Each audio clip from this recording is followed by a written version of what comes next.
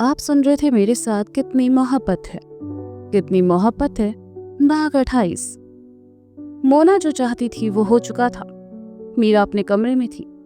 उसने बाथरूम में जाकर मुंह धोया और फिर से पढ़ाई में लग गई। कुछ देर बाद निधि उसके पास आई और कहा, अरे कितना पढ़ोगी यार, मम्मा ने नीचे खाने के लिए बुलाया है, चलो।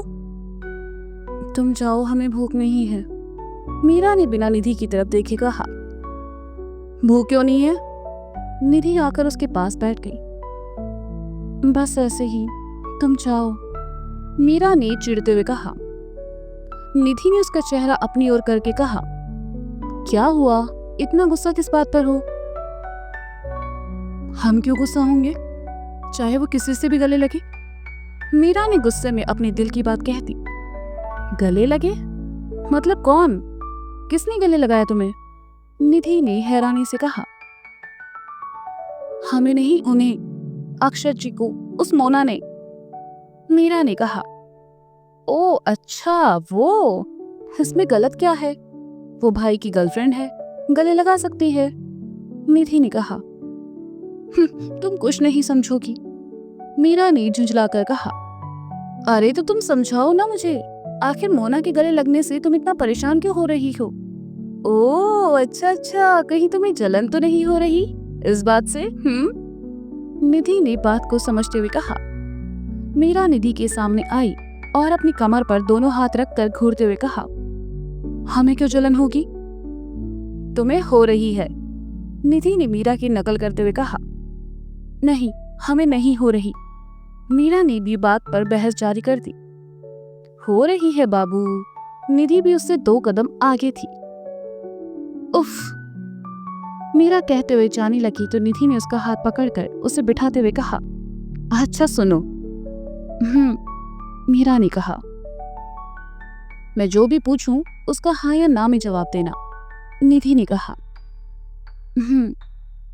मीरा ने हाँ में गर्दन हिला दी।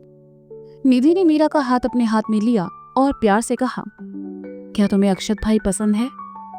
निधि के इस सवाल पर मीरा खामोश हो गई। निधि ने उसके भाव समझते हुए प्यार से कहा, देखो मीरा, तुम्हारा जवाब हम जानते हैं, बस तुम्हारे मुंह से सुनना है। पसंद करती हो ना उन्हें? मीरा ने धीरे से कहा। निधि ने सुना तो उसे गले लगा लिया और खुशी से भरकर कहा, स्टूपिड, पहले क्यों नहीं बताया तुमने? I am so happy for you. तुम्हें बुरा नहीं लगा? मीरा ने हैरानी से पूछा।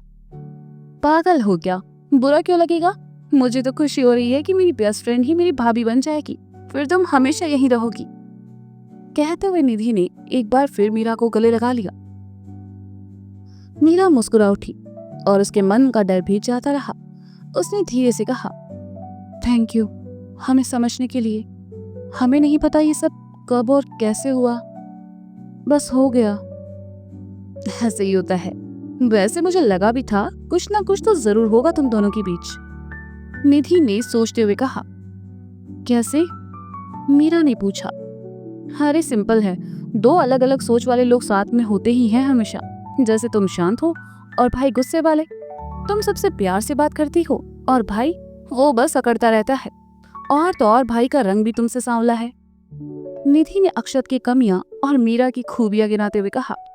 निधि की बात सुनकर मीरा हंसने लगी और कहा, इसमें सांवला गोरा कहाँ से आ गया? अरे होता है, भाई अपने कलर को लेकर बहुत सेंसिटिव है, बताया नहीं उन्होंने तुम्हें? निधि ने कहा। हमारी उनसे इतनी बातें नहीं होती, मीरा ने धीरे से कहा। अरे हाय, कितना शर्मा रही हो ना तुम, निधि ने उसे छेड़ते हुए कहा।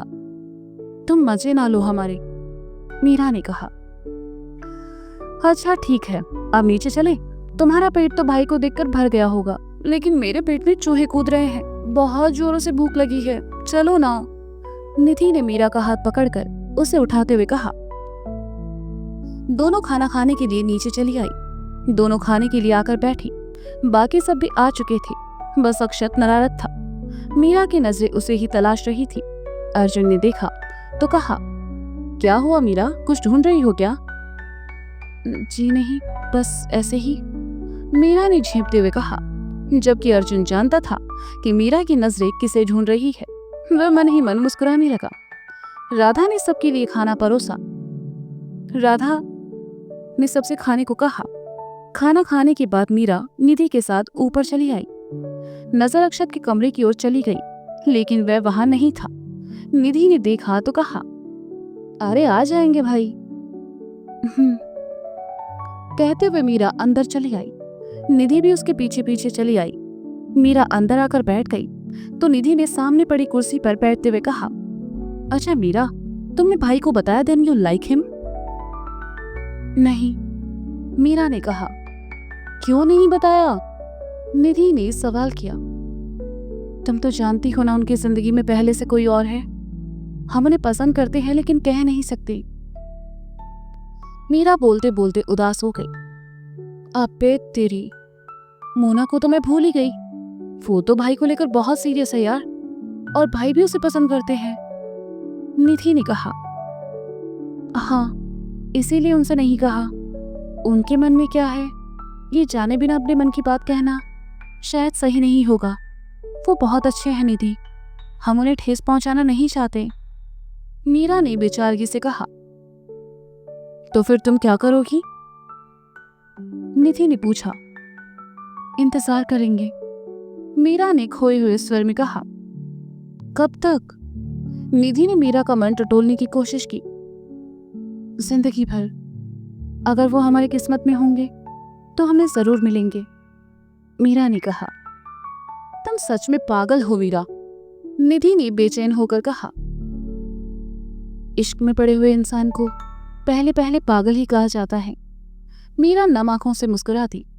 निधि उठकर उसके पास आई और उसे गले लगाते हुए कहा, मुझे पूरा यकीन है तुम्हारा प्यार भाई को खींच लाएगा। कोई माने या ना माने, मैंने तो तुम्हें अपनी भाभी मान लिया है। अब बस उस दिन का इंतजार है जब तुम दुल्हन बनकर हमेशा हमेशा के लिए इस घर में आओगी। मीरा शर्मा के निधि में सिमट गई और कहा, निधि, हम खुशनसीब हैं जो हमें उनसे प्यार हुआ, पर उससे भी ज्यादा खुशनसीब हैं जो हमें तुम्हारी जैसी दोस्त मिली, जो हमें इतने अच्छे से समझती है। अरे बस करो, इतनी तारीफ की आदत नहीं है मुझे, निधि ने मीरा से दूर होकर कहा। अच्छा, पागल, मीरा ने भी मुस्कुराते हुए कहा। दोनों कुछ देर बातें करती रही और फिर अपनी अपनी किताबें लेकर पढ़ने बैठ गई। खाना खाने के बाद अर्जुन नीचे ही हॉल में बैठकर टीवी देखने लगा। अक्षत जब बाहर से आया तो उसे देखकर अर्जुन ने पास बैठे दादू से जोर से कहा, दादू, कल रात ठंड कुछ ज्यादा ही थी ना? अक्षत ने सुना तो अर्जुन की ओर देखा, जो कि मुस्कुराते हुए उसे ही देख रहा था। नहीं, ठंड तो बिल्कुल नहीं थी कल रात। दादाजी अर्जुन की बात समझ नहीं पाए, लेकिन अक्षत कुछ कुछ समझ रहा था। वह रुक गया तो अर्जुन ने कहा, हाँ नहीं थी, तभी अक्षत कल बाहर सोफे पर ही सो गया था। अक्षत बाहर क्यों सोया था? उसके पास तो उसका कमरा है ना? दादाजी ने कहा। हाँ, लेकिन सोफे ज्यादा कंफर्टेबल होंगे ना, शायद इसलिए। मैं क्या कह रहा हूँ दादाजी, लड़का ना बड़ा हो गया है, लगे हाथ इसकी भी बैंड बजवा देते हैं, अर्जुन ने अक्षत को छेड़ते हुए कहा। तो दादाजी हंसने लगे और अक्षत से अपने पास आने का इशारा किया। अक्षत उनके पास आया तो दादाजी ने कहा, सुना भाई क्या कह रहा है? इनका दिमाग खराब हो गया है, इनको जल्दी है, इनकी करवा दीजिए, अक्षत ने कहा। अरे दादाजी, मैंने तो लड़की भी देख रखी है, कहते हुए अर्जुन ने जेब से फोन निकाला और रात में क्लिक की हुई मीरा और अक्षत की तस्वीर अक्षत के सामने करते हुए कहा, अच्छी है ना आशु, दादू को पसंद आएगी। अक्षत ने देखा तो सिट्टी पिट्टी गुम हो गई। उसने अर्जुन के हाथ से फोन छीनने की कोशिश की लेकिन नाकाम रहा। कुछ देर पहले उसके चेहरे पर अकड़ थी, अब एकदम से बेचारगी के भाव थे। दादाजी ने देखा तो कहा, लाओ भाई, हमें भी दिखाओ, हम भी तो देखें। हाँ दादू, लीजिए, कहते हुए अर्जुन ने जैसे ही फोन दादाजी की ओर बढ़ाया, अक्षत ने बीच में ही लपकते हुए कहा, अरे दादू, इतनी अच्छी भी नहीं है, तुम दिखाओ तो सही। दादाजी ने कहा तो अक्षत का ध्यान दादू की ओर पाकर अर्जुन ने एक बार फिर फोन उसके हाथ से छीन लिया और कहा, अरे ये नहीं दिखाएगा, मैं दिखाता हूँ। बेचारा अक्षत आंखों ही आंखों में अर्जुन से रिक्वेस्ट कर रहा था और अर्जुन उसकी इस हालत पर हंस रहा था। अर्जुन ने फोन ऑन करके दादाजी को दिखाते हुए कहा, देखिए दादाजी, कैसी लगी? अर्जुन की इस हरकत पर अक्षत ने अपना सर पीट लिया। दादाजी ने तस्वीर को गौर से देखा और कहा, ये तो कैटरीना कैफ है। अक्षत ने दादाजी के मुंह से ये नाम सुना तो हैरानी से दोनों की ओर देखा। अर्जुन मुस्कुराया और कहा, हाँ तो अपना अक्षत भी सलमान खान से कम है क्या? दादाजी, अपने कमरे की दीवार पर बस इसी की फोटो लगा रखी है इसने। अक्षत ने सुना तो उसे थोड़ी राहत हुई कि अर्जुन ने उसका सच नहीं बताया। और दादाजी ने कहा, अरे ये सलमान खान को नहीं मिली, इसे कहां से मिलेगी? तू ना बड़ा शैतान हो गया है अर्जुन, अपने ही दादा से मजाक कर रहा है। कहते हुए दादाजी अर्जुन का कान पकड़कर खींच देते हैं। अक्षत मुस्कुराने लगता है। दादाजी उठकर चले जाते हैं तो अक्षत अर्जुन के बगल में आकर बैठता है और कहता है, थैंक्स, दादू को नहीं बताया आपने। वो सब तो ठीक है, लेकिन मुझसे छुपाने की क्या जरूरत थी? अर्जुन ने कहा। भाई ऐसा कुछ भी नहीं है, अक्षत ने कहा। बस कर कमीने, और कितना झूठ बोलेगा खुद से? तेरे चेहरे पर साफ साफ लिखा है कि तू उसे कितना पसंद करता है। अर्जुन ने कहा। भाई, अक्षत ने मासूमियत से कहा, क्या नहीं करता तो कोई बात नहीं, उसके लिए फिर मेरा दोस्त ठीक रहेगा। अर्जुन ने उठते हुए कहा। अक्षत पीछे से आया और रोकते हुए कहा, आई लव हर। अर्जुन मुस्कुराया और कहा, कितना वक्त लगाया ना तूने ये बात समझने में, लेकिन मैं तुम दोनों के लिए बहुत खुश हूं। अब जल्दी से मीरा को अपने दिल की बात बता दे। नहीं भाई, अभी नहीं कह सकता, अक्षत ने कहा। क्यों? अर्जुन ने पूछा। मीरा से पहले मुझे मोना को समझाना होगा कि मैं मीरा को पसंद करता हूँ। मीरा के दिल की बात भी मैं नहीं जानता कि उसके दिल में क्या है, कि जाने बिना उससे ये सब कहना सही नहीं होगा। उसके एग्जाम्स भी हैं और अगर मैंने ऐसा कुछ किया तो वो डिस्टर्ब हो जाएगी। अक्षत ने कहा, मोना को हम सब संभाल लेंगे, तो बस मीरा पर ध्यान दे। वैसे भी 1 महीने के लिए दिल्ली जा रहा है, जाने से पहले उसे बता देता तो सही रहता, कहीं ऐसा ना हो कि देर हो जाए। अर्जुन ने अक्षत के कंधे पर हाथ रखकर कहा, भाई वो सिर्फ मेरी है, वो किसी और की नहीं हो सकती। अक्षत ने विश्वास से भरकर कहा, रात बहुत हो गई है, चलो चलते हैं। अर्जुन ने उसके कंधे पर हाथ रखते हुए कहा, आप चलिए, मैं आता हूँ। अक्षत ने कहा और किचन की ओर चला गया। अर्जुन ऊपर चला गया। किचन में आकर अक्षत ने वहां खड़ी राधा को पीछे से हक किया तो राधा ने कहा, आशु क्या हुआ बेटा, सोए नहीं अभी तक? नींद नहीं आ रही, अक्षत ने उदास होकर कहा। राधा उसकी ओर पलटी और उसके हाथों को अपने हाथों में लेकर कहा, अच्छा बताओ क्या बात है? अक्षत ने नजरें झुका ली और कहा, कल सुबह जाना है, आपको छोड़कर जाने का मन नहीं कर रहा। पगला, तू कौन सा हमेशा के लिए जा रहा है? 1 महीने की ही तो बात है, फिर तो यहीं आना है वापस। और नीता, सोमी जी है ना वहां तुम्हारा ध्यान रखने के लिए? लेकिन आप तो नहीं होंगी ना वहां, मैं आपको बहुत मिस करूंगा। अक्षत ने उनके गले लगते हुए कहा तो राधा की आंखें भी नम हो गई। वह अक्षत का सर सहलाने लगी। आज से पहले अक्षत उनकी नजरों से कभी दूर नहीं गया था।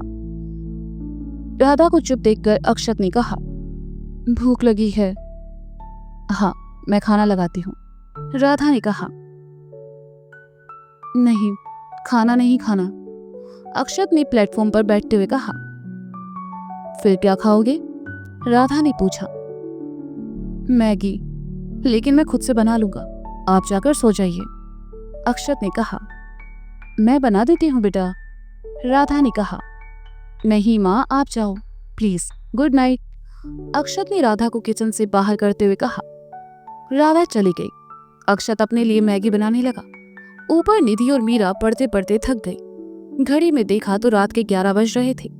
निधि ने किताब साइड में रखते हुए कहा, यार मीरा, भूख लगी है।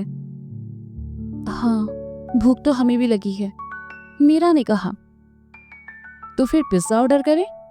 निधि ने अपना फोन उठाते हुए कहा। इतनी रात में खामखा परेशान होगा दुकान वाला, हम किचन से ही कुछ ले आते हैं, मीरा ने कहा। किचन में इस वक्त क्या मिलेगा? निधि ने कहा। अरे कुछ ना कुछ तो मिल ही जाएगा, और नहीं भी मिला तो हम तुम्हारे लिए चाय ले आएंगे, मीरा ने उठते हुए कहा और जाने लगी। मीरा, निधि ने पीछे से कहा। हाँ, मीरा ने पलटकर कहा। तुम बहुत अच्छी हो, आई लव यू, निधि ने मुस्कुराकर कहा। मीरा भी मुस्कुराते हुए वहां से चली गई। नीचे किचन में आई तो अक्षत को वहां देखकर हैरान रह गई और कहा, आप इस वक्त यहाँ? आप सोए नहीं? मीरा की आवाज सुनकर अक्षत पलटा। मीरा को वहां देखकर उसे अच्छा लगा तो उसने कहा, भूख लगी थी इसलिए अपने लिए कुछ बना रहा था। इतनी रात में? हमें कह देते, हम बना देते, मीरा ने कहा। अरे इट्स ओके, वैसे भी मैं खाना अच्छा बना लेता हूँ, अक्षत ने कहा। मीरा आगे आई और ड्रॉअर खोलकर देखने लगी, लेकिन नमकीन और बिस्किट के अलावा वहां कुछ खास नहीं था। अक्षत ने देखा तो पूछ लिया, तुम यहाँ कैसे? वो निधि को भूख लगी थी तो उसको खाने के लिए लेके आए थे, मीरा ने कहा। थोड़ी देर रुको, मैं अपने लिए मैगी बना रहा हूँ, निधि के लिए भी ले जाना, अक्षत ने कहा। मीरा वहीं रुक जाए और वह उसे जी भरकर देख सके, इसलिए अक्षत ने ऐसा कहा। मीरा वहीं रुक गई तो अक्षत ने कहा, बैठो।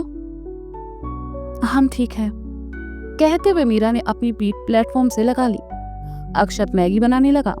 जैसे ही उसने बर्तन से ढक्कन हटाया, भाप से उसकी उंगली चल गई और दर्द की वजह से उसके मुंह से निकला, आउच। मीरा अक्षत के पास आई और उसका हाथ देखने लगी और कहा, देखा, जल गई ना? आपका ध्यान कभी सही जगह नहीं रहता, वहां दर्द हो रहा होगा ना? रुकिए, हम कुछ लेकर आते हैं, कहकर जैसे ही वह जाने लगी, अक्षत ने उसका हाथ पकड़कर उसे अपनी ओर खींचकर कहा, कुछ नहीं हुआ है, लेकिन वो गर्म था, आपको दर्द हो रहा होगा, वरना आप चीखते नहीं, मीरा ने परेशानी भरे शब्दों में कहा। अक्षत ने अपनी उंगली मीरा के होठों पर रख दी और कहा, बहुत परेशान होती हो तुम, मैं ठीक हूं। मीरा अक्षत की आंखों में देखती रही तो अक्षत उससे दूर हुआ और कहा, तुम्हें भूख नहीं लगी? नहीं, मतलब हाँ, मीरा से बोला ही नहीं गया। अक्षत मुस्कुराने लगा और कहा, चलो तुम भी खा लेना। अक्षत ने मैगी बनाई और 3 कटोरियों में डाला, 2 मीरा की ओर बढ़ा दी और एक खुद लेकर वहीं खड़ा होकर खाने लगा। जैसे ही वह पहला निवाला खाने को हुआ, रुक गया। उसने देखा मीरा उसे ही देख रही है। अक्षत ने चम्मच मीरा की ओर बढ़ा दी। मीरा ने खाया और कहा, अच्छा बना है। सोचो, मेरी फ्यूचर वाइफ कितनी लकी होगी ना, उसे बैठे बिठाए इतना अच्छा कुक मिल जाएगा, अक्षत ने पहला निवाला खाते हुए कहा। अक्षत की इस बात पर मीरा मुस्कुराते हुए मन ही मन सोचने लगी, लकी तो हम हैं ही अक्षर जी, जिसे आपका साथ मिला, आप हमेशा ऐसे ही खुश रहें। अक्षत ने मीरा को मुस्कुराते देखकर धीरे से कहा, तुमसे किसी ने कहा है क्या? मीरा ने कहा, यही कि तुम मुस्कुराती हुई बहुत अच्छी लगती हो, अक्षत ने मीरा की आंखों में देखते हुए कहा। मीरा अक्षत से नजर चुराने लगी और कहा, हम जाते हैं, निधि हमारा इंतजार कर रही होगी। मीरा जैसे ही जाने लगी, अक्षत ने पीछे से गाना शुरू कर दिया। यूं ही पहलू में बैठे रहो, आज जाने की जिद ना करो। मीरा ने सुना तो चलते चलते रुक गई और बिना पलटे कहा, रात बहुत हो गई है। जानता हूं, अक्षत ने कहा। गुड नाइट, कहकर मीरा वहां से चली गई। गुड नाइट, अक्षत ने कहा और मीरा को जाते हुए देखता रहा जब तक वह उसकी आंखों से ओझल नहीं हो गई। मीरा ऊपर आई और निधि की ओर मैगी बढ़ा दी। वाओ, तुमने बनाई? निधि ने सवाल किया। नहीं, अक्षत जी ने, वो नीचे ही थे किचन में, तो उन्होंने तुम्हारे लिए भी बना दी, मीरा ने उसके पास बैठते हुए कहा। क्या बात है, तुम और भैया साथ साथ थे, कुछ हुआ क्या? निधि ने मैगी खाते हुए कहा। क्या मतलब? मीरा ने हैरान होकर पूछा। अरे मतलब रोमांटिक बातें बातें। निधि ने कहा। क्या तुम भी? ऐसा कुछ नहीं हुआ, खाओ चुपचाप, मीरा ने कहा और दोनों मैगी खाने लगी। खाने के बाद दोनों सोने चली गई। मीरा को सोते ही नींद आ गई और निधि भी कुछ देर बाद सो गई। अक्षत अपने कमरे में बैठा अपना बैग पैक करने में लगा हुआ था। मीरा की यादों ने उसे घेर रखा था। चाहकर भी वह खुद को उनसे दूर नहीं कर सकता था। उसने अपना सामान रखा और लेट गया। जल्दी ही उसे नींद आ गई। सुबह 6 बजे उसकी ट्रेन थी। वह जल्दी उठ गया, तैयार होकर नीचे आया, लेकिन मीरा उसे कहीं दिखाई नहीं थी। शुभ भी आ चुका था। उसने अक्षत का सामान गाड़ी में रखा। अक्षत बार बार पलटकर निधि के कमरे को ही देख रहा था। जाने से पहले एक बार मीरा से मिलना चाहता था, लेकिन मीरा सो रही थी। अक्षत को बिल्कुल अच्छा नहीं लग रहा था, लेकिन मीरा से मिलना भी पॉसिबल नहीं था। अक्षत ने सबके पैर छुए और वहां से निकल गया। जाते जाते उसने पलटकर एक बार फिर कमरे की ओर देखा, पर मीरा नजर नहीं आई। अक्षत उदास चेहरा लेकर वहां से चला गया। आंखों में आई नमी शुभ न देख ले, ये सोचकर उसने आंखों पर काला चश्मा लगा लिया। तो दोस्तों ये था कितनी मोहब्बत है भाग 28। इसका अगला भाग आप जल्द ही सुनेंगे मेरे साथ। तब तक के लिए शुक्रिया, बाय बाय, अपना ख्याल रखें। और हाँ, कहानी अगर आपको पसंद आ रही है तो इसे लाइक करें, कमेंट करें, अपने दोस्तों के साथ शेयर करें। और हाँ, अगर आपने मेरे चैनल को सब्सक्राइब नहीं किया है तो प्लीज एक रिक्वेस्ट है, इसे सब्सक्राइब करें और दूसरे लोगों के साथ भी शेयर करें। मिलते हैं जल्द ही, बाय बाय।